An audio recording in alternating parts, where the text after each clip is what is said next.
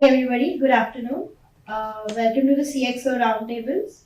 We'll be having the conversation on the topic Technology Adoption, the Key to Success in an IT-Rich Country by Trax, moderated by Aaron Eccleston, Country Manager ANZ Trax. And we have Aditya Mittal, Senior Associate Director, Kellogg's India, Ashish Oberoi, Head IT Max Hypermarket, India Private Limited, SPA India, Mantosh Roy, VP and Head, Retail Operations and Lead, Omnichannel Nykaa.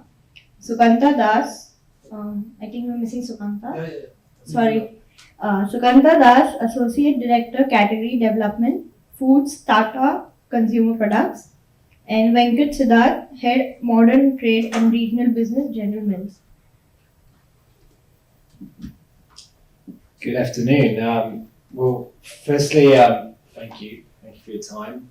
Thank you for coming this afternoon. It's a big day, but hopefully all of us will get a lot out of this afternoon. For me, it's a good opportunity to share experiences around the table. But really look forward, try and between us forecast where we think technology is going to be in 5-10 years and how we can harness that technology, and as thought leaders in this room, how we can potentially learn from each other and really utilize that adoption to benefit both retailers and CPG.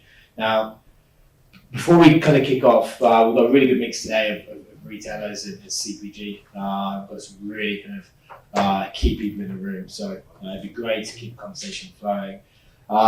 For me, I think obviously the sharing experience is really key, and hopefully as we go through, we're able to talk about these topics in a really good way. Now, a little bit about myself. So this is all in third person. It's written for me, not by me. So my name is Aaron Eccleston. I look after Australia and New Zealand for Trax Retail. Now, I'm not here to sell you Trax today. However, what I will say, we are the premium image recognition company in the world, and we're also, so you should come and have a look at it now. We've got a stand, and hopefully some of you saw my colleague Renju's presentation earlier. It was really good. Really tells the story of how Unilever locally are benefiting from that technology. A bit about me. I live in Melbourne. I set up the offices in Australia. We're in Melbourne. Before that, I was in Singapore with Trax as a sales director looking after the whole of APAC. And as we've grown, we've become focused on certain areas. And India is actually one of those for the next 3 to 5 years. I have 2 children. I have a dog. And I'm absolutely mad about cricket, so happy to be in India with like-minded people, the Barrett Army, the Barmy Army, and that's pretty much it, really. Is there any other questions before we go into today's session? Okay, so I guess just as a bit of an icebreaker, and we've had a few years stuck in the same place. So in 10 seconds each, what I would like you to do is tell me if you could go anywhere in the world right now on holiday with your family, where would you go? We'll start with yourself. Yeah, sure. Hey guys, Matty from Nykaa. I guess this is interesting. I'd probably use Airbnb and go stay in 3 different countries, 3 different continents, 90 days each, on an Airbnb guarantee and an Airbnb visa. Okay. Now that doesn't exist today. Right. But it could. It should. It should. Right? It should. So that's what I would do if I had all the time in the world. If I could get them to work around that, I'd probably get Airbnb to kind of work the entire travel itinerary, including visas, including payments, including travel. Yeah. It becomes a complete provider of all everything. That's what I do. Wonderful. Hi, this is Sukanta from Tata Sir, Consumer please. Products. I don't think I need it, but still, yeah. So yeah, I was actually planning to take near about 15-16 days of holiday, and the destination which I have fixed is Bhutan. Because it's one of the few countries who is carbon negative, right? And there are 3-4 places which I've sought out, like Lung Seha, Bhutan. Yeah. These are places where you have got very less people, you have a wonderful climate, and Bhutan is a very self-sustaining a country in the entire world. So that's the 15 days of plan which I made for the month of November. So that's what I'm looking at currently. Yeah. Wonderful. Sounds exciting. Hi, I'm Siddharth from General Mills. Well, I think I've already traveled quite a bit once I've gotten the chance to, once the lockdowns have ended. But the one place I would really like to go to is South America. Machu Picchu has been on a bucket list for a while. So I think that's the one thing which I would want to do. Thanks. I'm Aditya from Kellogg's. And money no object, then it should be around the world with long hauls, cruise, charters, all modes on. But most importantly, I think staying together, family together, would be the most important thing on top of my mind. Right? Because COVID has taught us, I think togetherness is something which we need. Right? So family together and all modes on. Yeah. That would be from my side. Thanks. Myself, Ashish, I'm from Max Hypermarket, Spar India. Yet not decided for vacation, but I would say still with the family, I should choose a place where it can calm and peace. And with the family actually, because we see that 2 years of period that we miss our, even it's almost a 1 year that I did not visit my hometown. So that is very much needed. So maybe I can go and enjoy with the family and friends locally. Great. Some really good answers there. I think if I was going to go on holiday next week, it'd have to be on a beach and somewhere with babysitting service as well. So I can have a few drinks and not have to worry too much. I'd probably say Fiji or somewhere in the Pacific Islands, maybe French Polynesia. Bora Bora would be amazing. Okay, well let's jump into this then.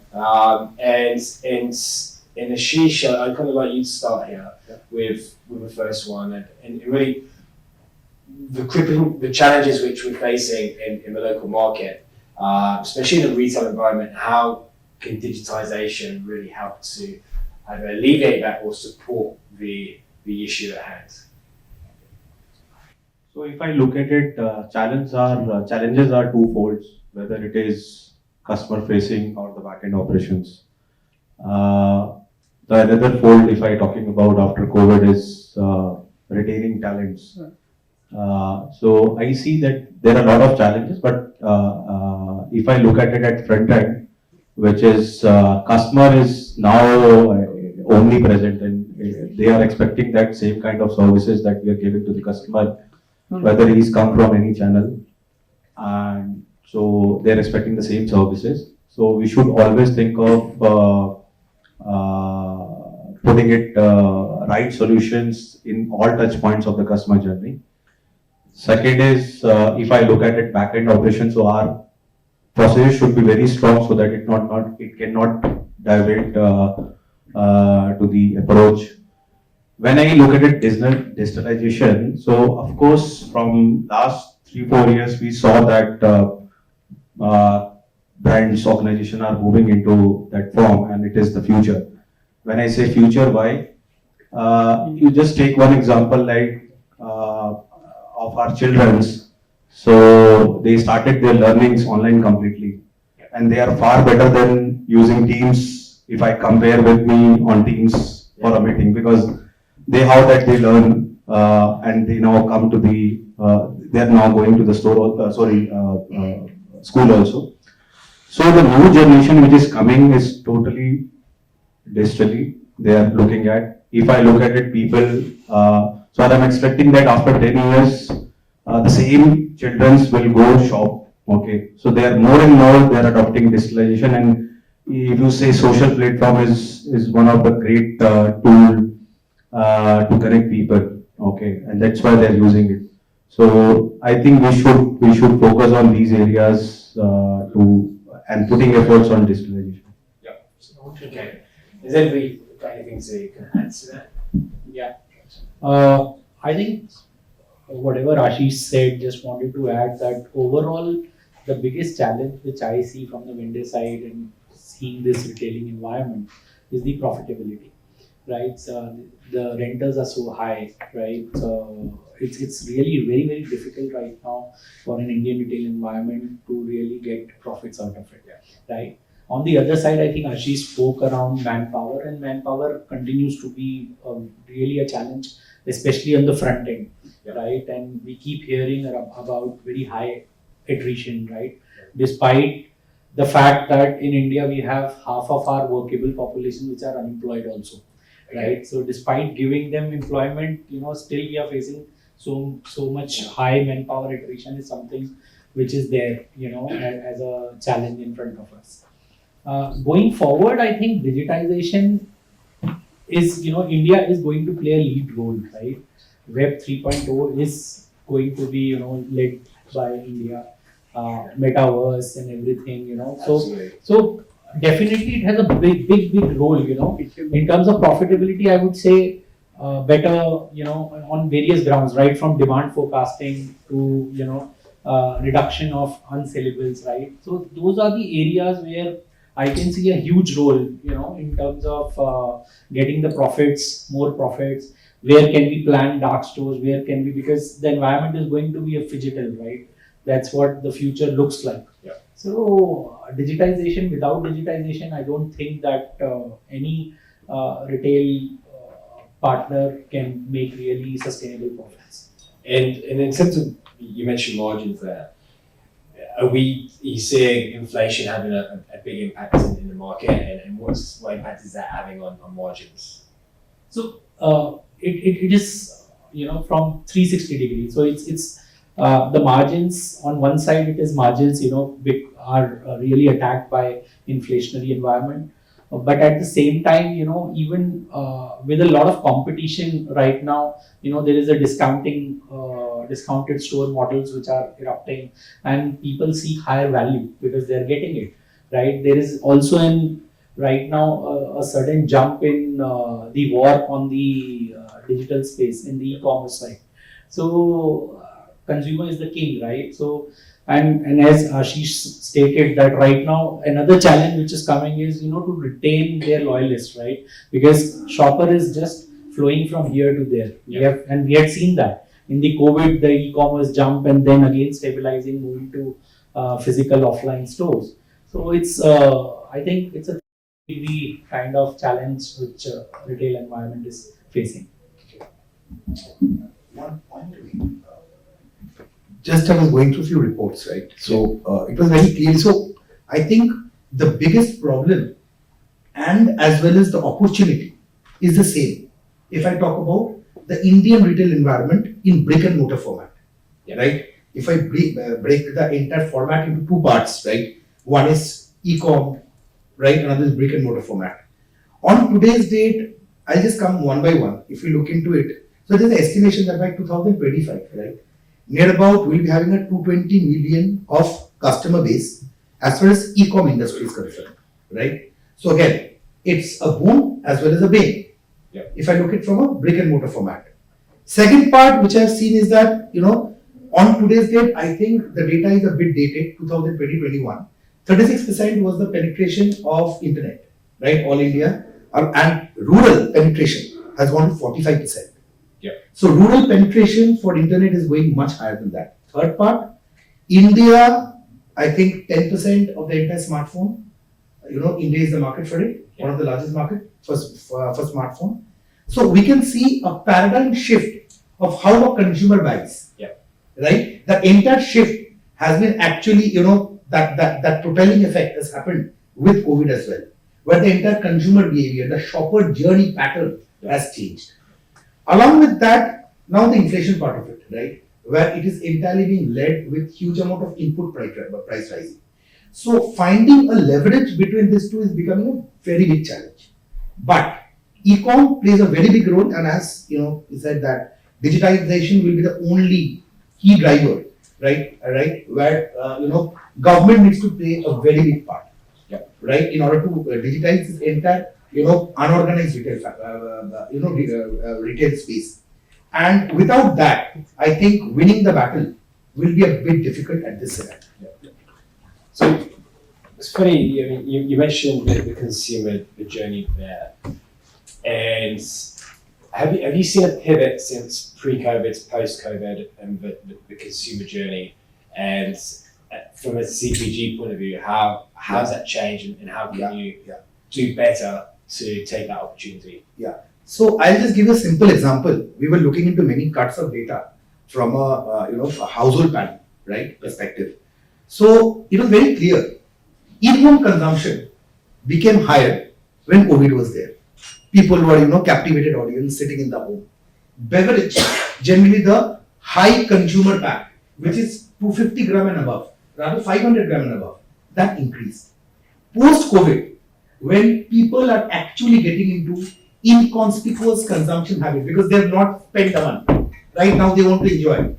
So there's two shifts which is coming. Because in-home consumption has come down, we could see a shift of consumer where the total saliency in rural for the low value packs that has got increased. So 5 rupees, 10 rupees, it is not only us. Levers is also facing the same issue, right? Where the entire pack has, the saliency of the pack has gone high, right? And there is a down trading of consumption habit, which is happening pre versus post COVID. That's a very clear, consumer, change that we are seeing. And considering our consumers are loyalists, I think that's the first fallacy that we have. No consumer is loyal. I completely agree with that last statement, especially. So, taking from that conversation here, do you feel that assortments are changing in store, and do you feel that CPG companies and retailers are quick enough to react to that, moving from bigger pack sizes to smaller pack sizes, for example? Are you able to get that ranging into store quickly? Yeah, so the entire assortment play has changed, right? So now it was for, if I talk about tea per household consumption, is near about hovers around 220 gram to 250 gram, right? So that's the highest selling pack, right? So we could see that the entire assortment strategy is changing, right? So because of the fact that any low value product or maybe any value packs, okay, they have got lower profitability. So when you sell more, that actually hits your bottom line, right? So what we are doing is that we have gone through an entire assortment change mix, where we are harping on 250 gram, we are giving a consumer promotion on 250 gram, so that the switching habit of a consumer, right? We can elongate that switching habit of a consumer. So if I give 100 gram free with a 250 gram, that means I'm giving the 350 gram, right? So I'm actually telling the consumer that you stay with me before you move on to a next brand. So those things are happening. We have changed the entire assortment strategy. We have changed where the retail environment we are pegging a SMT store with 250 gram, 500 gram, and 1 kg pack size. With a lower, with the non-SMT formats, right? We are going with a value pack proposition. In the rural, we are going into 5 and 10 play, so that trials happen, right? So those things are happening. Those things are we are doing, yes. And retail environment is supposed to, take this particular change, because the amount of profitability which I am, doing as a company, I will be passing on that particular profitability even to the retail chain as well, right? So it's a symbiotic relationship that happens. So yes, that change is happening. Moving on to the next question, I think we can probably not talk to mobile phones because I think it's the obvious one here. But in the last 20 years, what would you say has been the biggest technological advancement in your respective sectors? Let's start with yourself. So we didn't exist 20 years ago. We're just about 8 years old. Okay. But if you crunch that timeline down to the last 3 years, Yeah. I guess COVID was a game changer. Absolutely. So it had all of us rebooting the way we function, and that's evident. So I don't want to go down that path.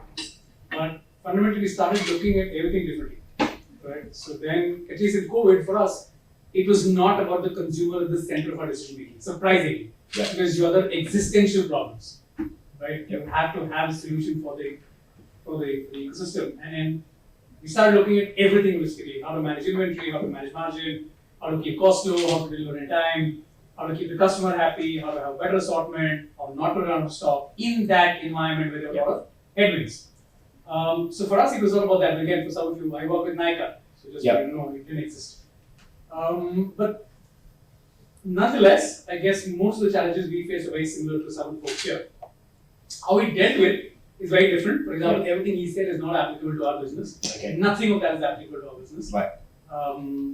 We don't work with packs, we don't work with small sizes, we don't have to have a deeper penetration, right? Even smaller packs, which is relevant to a particular kind of business, but not relevant to ours. How do we harness it? I think we learned every day. That's all I can say. There were too many instances and too many learnings every day, too many pilots, too many A/B testings, too many mistakes that we made every single day. And at the end of that journey, what we came out with was a very robust plan that was extremely dynamic, extremely agile, and actually could effectively take us through any challenge over the next 6 quarters or 6 years or whatever. It's just dynamic, right? It's just agile. So that's what I would say. And anything to that from a retail point of view? No, please. Yeah, so I was just going to give a little bit of a perspective because I come from a 150-year-old organization. Yeah. So General Mills 20 years ago was the leader in the staples category or the atta category in India, and today we are a marginal player there. And the journey that General Mills took, the pivots that it has made in the last few years, the one which I want to talk about is what we've done in the last 6 to 8 months, because it has been a clear reaction to what's happened with the inflationary pricing of commodities. So where you used to look at your MRPs or your margins as something which are stable and constant, we got into a phase where each and every shipment which went out of our factories was being questioned whether this would be profitable load or not. And we actually went down to start looking at each and every shipment and the profitability of each shipment and making decisions on what pricing should we be selling this at and what pricing do we need as our input cost to ensure that we are able to keep hold of the margins. So rather than looking at margins as something which is stable, it actually went down to a place where each transaction was being evaluated, and we actually built the technology for it. We started looking at a P&L on a single unit basis. And that's, I think, the technological change which has come into a business which has been around for 100, 150 years, and in a category like staples. Would you say that's consistent across other General Mills markets as well? Yeah, so in India we've started this, and since technologically India is slightly ahead of the rest of the places, there's something which we've started now exporting the idea to other places. I think that's where we are. A side question there. Do you see other General Mills markets looking towards the Indian business for the knowledge and the understanding of how best to go to market with technology? Yeah, so just to give you a little bit about information on General Mills, we in India actually have the overall backend for the globe sits out of India in Bombay. So even though we do not directly influence what's happening in General Mills outside India, but everybody who works within India is actually working with an Australia or with Europe or with the US and giving solutions to whatever problems they are facing at the current point of time. So a lot of learnings from the Indian market do actually percolate into the global scenario. And it's more informal. I think that's the way I would like to put it. Yeah. Okay. So if I look at it 20 years back, so in technology, we understand that in an organization only you have ERP systems was running if you have offline stores. So what has changed in last 2-3 years? It is like when COVID comes that we saw that how can we connect the customers in different channel and different format through the different format. So we come to know and putting it efforts on through the technology, putting it efforts to building a channel or to interact the customer. So most important thing now customer is, that's why I'm saying it's omnipresent, and it is, they are looking a good conversational environment to connect with the organization. So I'm just sharing one thought. Let's say if you are at store and you want to buy something, and maybe you're not finding a product at store level. So what should we do? How our salesperson guy can help the same customers to end up their shopping and buying. So there are things available at store where you can refer and you can take this order. So let's say a small thing that we are doing at store level is Still, we are an online space as well, but I see that when customer visited and they are spending time, it's more than an hour's time they are spending in hypermarket and see all categories. But at the end, they will not wait for, let's say, checkout and all. Okay. So we are actually customers, okay, you just browse the product, select the product, we will deliver it from the store itself or to the nearest place. So it means every touch points is important. So as an organization, we need to create a smoother, better channel, better experience in all the channels. And of course, we know that both space are very important, whether it is online. So let's say Nykaa has started with online, and then you are into offline space as well. So that's what I'm saying. Customer is come from any of this thing. So that technology has an advancement role in that. And as a company, we also, I'm just sharing one example that we harness on that level. So let's say in our store, there is a fresh category. Okay. So we runs on demand planning, lot of tools we have. We know that okay, what customer wants on FMCG, non-FMCG, and etc. But fresh is which is a day-to-day thing, vegetables they want to buy, and each articles have a shelf life. Okay. So what we did as a test pilot in our store. So we put it electronic shelf label, especially on two categories, which is fish and meat and vegetables. I know that if I am taking a stock from vendor, let's say 10 kg of particular product, and I know that I want to sell this in the same day because otherwise it is going for a dump.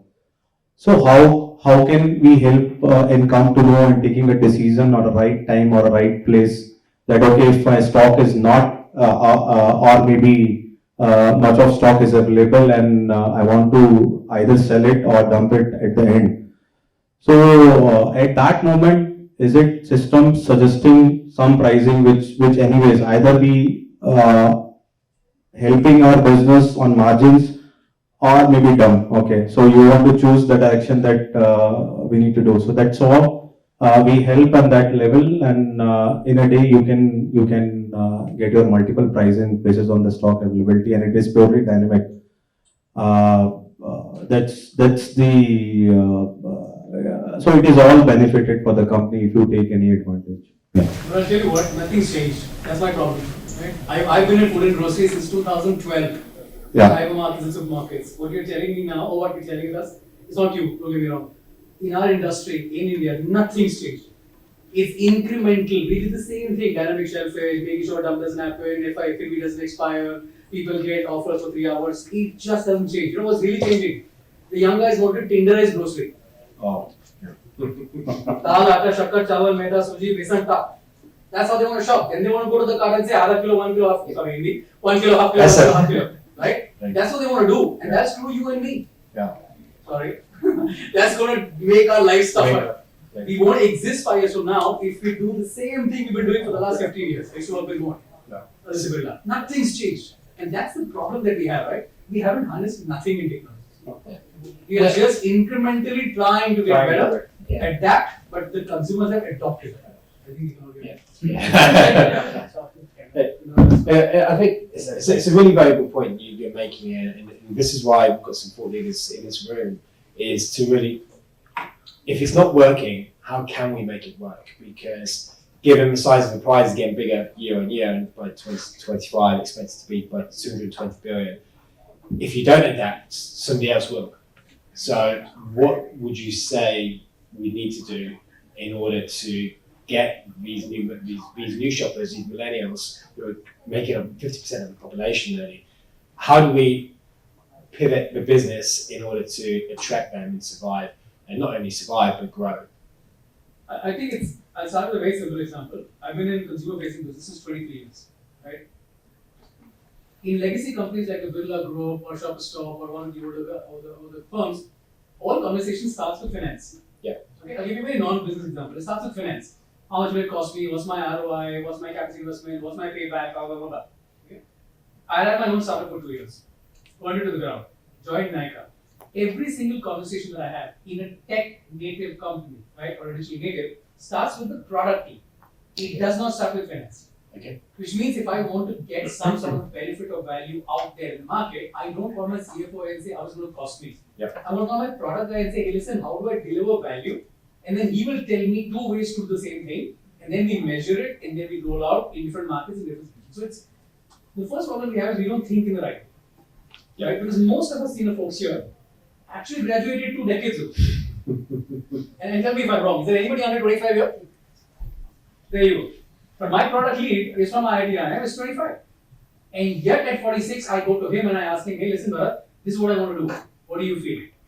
Yeah. Right? So there are 2 gentlemen sitting here, Jay and Kubey. They're disrupting the digital market. And I know them. Right? Do they know 45 to you? So you see the No. right? I mean, they're 25, 26, 27. Yeah. So that's the second thing, right? There's very little integration between the new age of work, the new ways of working, the new culture, the new philosophy versus us. The legacy intelligence. Nothing wrong with us. It's just legacy intelligence. And a lot of other folks will have but I'll leave it there. No, really valid points. And I think there's 2 facets which I'm hearing there. One is the consumer, and that has changed essentially. Yeah. And in how they interact with your brands and your products is changing, and it has changed. The other side of that is the technology. How can, as a retailer or a CPG company, get in front of that person in a better way, give them a better experience and a better delivery of that product? Because it's not just the experience of the product, it's about the whole experience of buying the product as well. Yep. And can I just add on to? So I've been here in the food and beverages sector for the last 2 decades. I've worked with prominent companies and brands like PepsiCo and Kellogg. This has been a great leap, significant, I would say, on the sales side. See, essentially these organizations thrive on sales and distribution, right? And general trade is a big game, right? While modern trade is here, has been here, is here to stay. But general trade is equally big and rather much bigger and better. Sales automation is one thing which I could really see over the past 2 decades, that it really, we had a frog, jump froggy. And from where we were, right? We had our distribution channels, we have been hiring manpower, they go to market, to retailers, they have beats, they used to do everything manual. Now everything, the sales automation, I think it has helped us immensely. Entire FMCG organizations took that advantage out of sales automation. Right now, in my company, Kellogg, we have even surpassed, that sales automation era. We are now getting into, artificial intelligence and suggestive selling. So my salesmen need not to think about what to sell, right? So it's something that we are now integrating our technology with some of the prominent top retailers here. And, wherein we can actually get, how much have we really sold, the offtakes have happened. What needs to be really pushed into the outlet, because over the years we have realized that it doesn't really come out well if we just keep on pushing our SKUs, right? So there is a lot of unsellables which every CPG company keeps tackling on. So sales automation is another field, I would say. I think that has been a big enabler for FMCG sector. So, just to add on, I think the one thing which is not really changing in the retail environment is, at least in the brick and mortar, is the amount of information that we have at the customer level.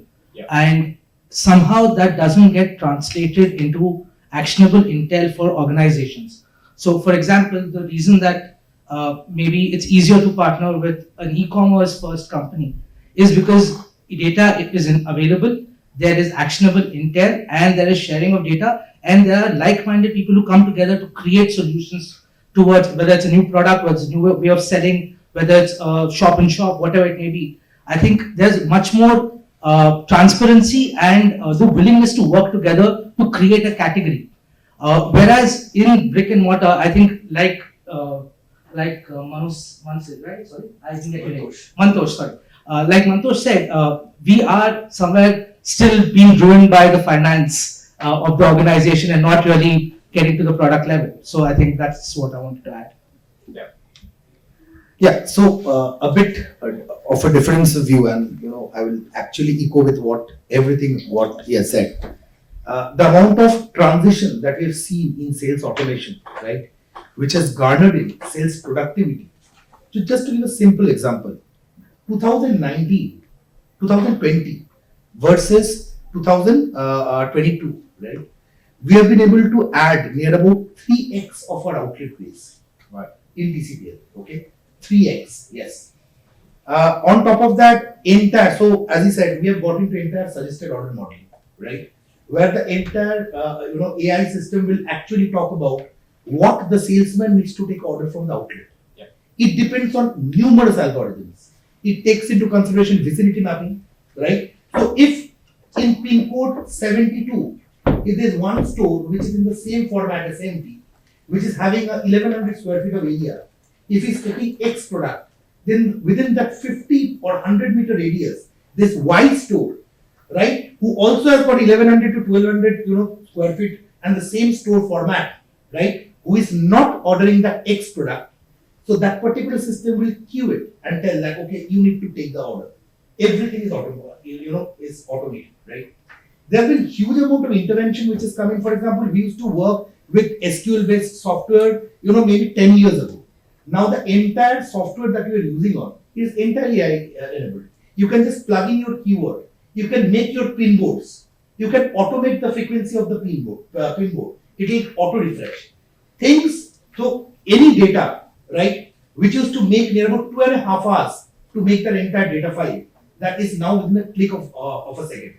We have integrated this entire data, internal data, with external intelligence. That is IMRB, Nielsen, everything, right? Now both the things are getting coagulated, and that is actually giving us actionable insights. That is what has happened in this current CPG space. There's always a lot of talk around AI, big data. I mean, I live and breathe this. Trax.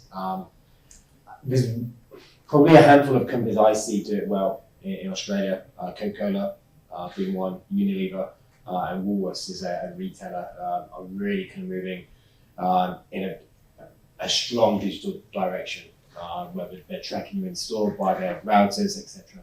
Now, for the rest of CPG companies in Australia, they talk about it. They've got the theory, but they don't action it. Do you feel that your respective businesses are doing enough with that data, or is it still just terminology which is being used? No, they are doing. So, for example, the information that we are getting, we are putting this entire information in a particular market mix optimization model, right? So, depending on whatever data I get from inside and outside, that forms the base data for marketing mix optimization model. The output of that particular marketing mix optimization model will actually tell me what will the spend, right, that I need to do, how much reach I need to ensure, right, in order to increase my term and spend, in order to increase my intent to purchase, which actually is a surrogate of a top box analysis that we do. How much incremental revenue will I be able to gain by putting in X amount of amount. So it is, we are putting this into different models, and all the decisions which was manual in nature, which used to be a hunch of a marketeer, that is no more a hunch. Yeah. Okay. But in terms of tech adoption, I think it's still a concern. If you look around, I think 40% of our retailers have still not adopted any technology by large, right? So, and especially in the rural side of it, while the technology, so it gives us that opportunity. If you have to size the entire scope, I think there is tremendous potential to grow because technology adoption has been very, very low. It's a good segue into the next question I have really, is that whilst retailers and some CPG are not necessarily evolving as quick, consumers are. Mobile devices are getting better and better. I mean, from a Trax point of view, our technology is 11 years old. It's based off of the evolution of the smartphone, and as it year on year, iOS, Android is getting better. There's more we can do with it. Now, from a consumer lens, technology is getting better. There's more that consumers can do with it. Obviously, there's a younger generation coming through. Millennials are big adopters. There's a lot of smartphone devices in India. Now, their expectation, we briefly mentioned this earlier, their expectations about their experience, but also the product is changing. Now, from that view, what do you feel we can do better from an offering point of view? And how do you see that technology changing and advancing to be able to leverage it in the future? I think for future, personalization is going to be the Sorry. key. And I love the Tinderized kind of characterization before, but it's exactly that in a box. So I would say exactly to what Mantosh said, about utilization and personalization is going to be the key, right? And several researches have shown that almost 60% shoppers could be influenced through personalization. That is going to be the future. Now, which areas you will really personalize, and that will certainly change with zillennials, and they are definitely adopters, very early adopters of technology. So for me, the one word which comes to my mind is personalization is going to be the future. Anybody got anything to add to that? 10 years from now? Sorry. Is that the question? 10 years from now? Well, 5 to 10 years from now, yeah. So where do you see this evolving? I think it's voice in view. Yep. That's the future. It's all about voice, it's all about what you see. Google Lens. So it's voice in view. That's how every business will evolve. Okay. And in terms of the delivery aspect, there's something in Australia right now called Milkman, and they claim to be able to get you whatever you order within 10 minutes to your house, wherever you are. And being quite a difficult geography in Australia as India is as well. That seems to be the future. Well, everyone's trying it anyway. Do you think that's a feasible kind of delivery model in India? Not in the lens that we look at it from today. It's a feasible model very much, Yeah. but not the way we execute it. Yeah. It will change, it will evolve. 10 years from now, that is the only way. And there's always buzzwords as well around drones. Amazon have been trying this, or at least putting it into the media that they're trying this in the UK or in the US. Do you think that's something which may happen in India? Anything that involves a lot of capex tends to get as much resistance. Yeah. Anything that is asset-light, anything that is quickly scalable and we can buy it tends to get better adoption. Yeah. So I don't think drones is something that will be a game changer for us. Yeah. Also given the fact that we don't have a shortage of manpower, we don't Yeah. have a shortage of space, so we will leverage what we have. Yeah. Right. That's how. From a DC point of view in India, is that a difficult distribution across the board? Is that a difficult evolution? And how can technology kind of support distribution in quite complex geography? Yeah, if I look at it, nowadays supply chain is the key role to play, and you see that from where we like customer wanting their products maybe in 3-4 days of time and then 24 hours, and now if I talk about 30 minutes or 10 minutes or something. So it is just that consumer behavior has changed, and through technology we are helping the consumer, even to the organization, that what is our demand, what consumer demands. Basis on that we focus on adopting technologies. Especially on, I think supply chain is a very key important role that is played, because without n number of like delivery boys, and if you see the food also, so you can now, you see in Zomato and Swiggy, you have a lot of options of restaurant, even you don't know which is near to your place. And that's how and it is not for the customer, it is for the owner of the restaurant who are not online there, and now they are on online. That's why the beauty of things, and that both side it is connected, and that and if you have a quality, so what will happen if you select one restaurant and you find that it is a quality food, so that's how you continue to order it. So it is just that how you are giving consumer experience with the connect. So On the backend side, if you understand whether operations, whether it is backend, so it is all now connected. So it's like every touch points are connected and integrated very well, because if it is knitted well, then you can able to help customers to their better experience.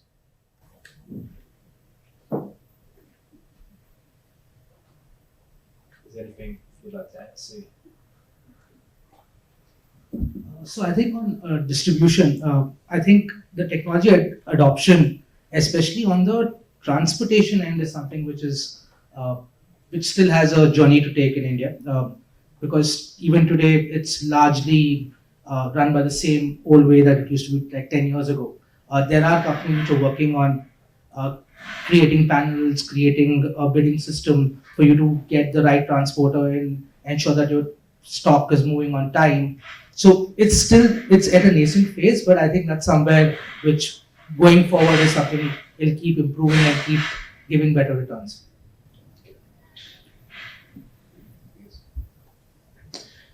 So we fast forward 10 years and the retail landscape, and we're sitting in this room. What do you think the challenge is going to be in 10 years? So I think that's why I talk about initially. So people are going more digitalization in every aspect. Whether we are talking about that, there is a chance of growing in rural or areas where people need to adopt. So the more important is the greater adoptions is there, the greater advantage of whatever landscape we are giving us. So more important is that's why he's telling right, like if we think something at back office or corporate office, but at the end it has to be executed very well at every corner, then we come to know the right solutions to it.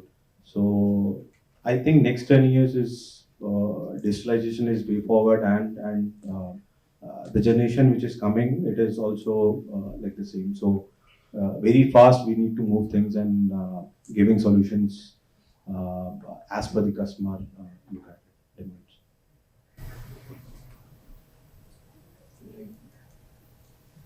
You're talking about challenges, right? Yeah, in 10 years' time, we're sitting in this room. What do you anticipate the challenges would be at that point? I think the balance between, in this phygital environment, the balance between physical as well as, presence on e-commerce, that is going to be the biggest challenge, because the entire retail industry per se, as I mentioned earlier, that, sustainability, right? It's very, very important, right? Can we make a good sustainable model which can throw out, good ROIs for all the retail environment and partners? For that, I think the right balance, between physical and e-commerce is the biggest challenge, wherein entire sector will have to think through. We cannot just have, the age-old model of, 100 stores every year, and we keep adding on, or we just blow our entire monies on e-commerce, because we had seen in the past that people can switch. Shopper is smart these days, right? These millennials, they give a damn. When it comes, the environment is open, they go all out. They want that physical touch, right? They can even utilize. We had seen that they just use e-commerce platforms for reviews. They just use e-commerce platforms for in the product segments like laptops or digital LED TVs. Electronics and all. They just utilize those platforms only for reviews and making informed choices. Then they visit, the physical stores, and they actually land up buying there. So that is, to me, I think the biggest challenge in the next days. I asked the same question a couple of weeks ago in Australia, and it was in New Zealand in Auckland, and I actually got the same response, exactly the same response. It was around sustainability, but also exactly what you just said. So, in terms of sustainability and technology, how do you feel that technology has a part to play in creating a better environment and sustainability on the whole? So I'll just start and probably people can add up. But I think payments is a big scope. Yeah. You know, on the payment side, India is as India is emerging into a developed nation now, Yeah. right? We are going to touch even a $30 trillion economy in the next couple of decades. That's what the So you studies are back to saying. the UK today, and it's the sixth biggest economy. Yeah, exactly. So I think payment side is a big enabler in terms of technology. If you ask me, there are many payments platform you it right now, but I think payments will only enable future shopping. You know, maybe micro financing, maybe credit. I really don't know. Yeah. Right? I cannot say that, but on technology front, I think payment side is a big going to be a big enabler in the coming decades. Anyone wants to? And I think that can't happen just with digitization. Yep. Some sort of financial literacy, which needs to be driven by the government, will actually enable people to adopt this, right? Because digitally we can traverse to a different level, but adoption becomes a very big issue. In the 10 years, I think it will be hand-on-hand effort by many of the players along with government to make this success. That will actually, define how we will be able to embrace this entire phenomenon of digitization. Because India, one of the largest, democracy, right? This only can't happen with private players coming in. Government has to play a very big role in this. And do you think the government can be active in this space, and do you think they will be? Come again? Do you think the government are active in this space? Absolutely. There are, a lot of activities. For example, e-Bharat was one of activity which happened where, a government of India, and the project, if I'm not wrong, it started in Haryana, right? Or Delhi. That side, right? Where, government tried to digitize the small kiranas, right? So those are the steps, actions which are coming in. What I can feel that, after 10 years, maybe there are so many payment, gateways which are there. Maybe unification of 4 or 5 players to 2 or 3 big players, right? And again, government chipping in and making it big. That's the only way to get into it. So that's what I, feel. Yeah. So adding to this point, like payment is really a big change. I'm just sharing one example. So let's say nowadays companies like who are giving facilities to the customer, you can buy anything and get it in 3 months. You don't have to pay any interest and all. Okay. So is it like these companies helping those customers which is there in the system but they are not shopping it? So let's say a student, I can take an example, if they want to buy Adidas shoes of worth rupees 5,000, is it, but his pocket money is 3,000 or 2,000 something, so how can he buy it? Okay. So within these multiple solutions, he can at least think of and buying it and end up with the shopping, and that's how the change is. And you are catering more of the more customers to the same system actually. Well, it's been a pleasure discussing these topics. It's been a valuable session. I've taken a lot away, I think. Materialization remote is thought-provoking in the fact that we are in the middle of a tech phenomenon. Everything's changing. And I think that the key takeout is that you have to adapt. We have to adapt. And if we don't, it's going to have a big impact either on sales or the experience of products. So thank you for everybody for joining today. It's been a pleasure moderating for you. If you would like to come by the stand to listen, hear about Trax, feel free, or have a talk about technology and the role we all have to play. That'd be great. We'll be obviously here for the next 2 days. Thank you. Let's give a round of applause for the panelists. We also, Trax will be putting on a wine and cheese event in this actual room at 5:30, I believe, Katie. Just for an hour, so some really good cheeses, good wine, good conversations. Feel free to come.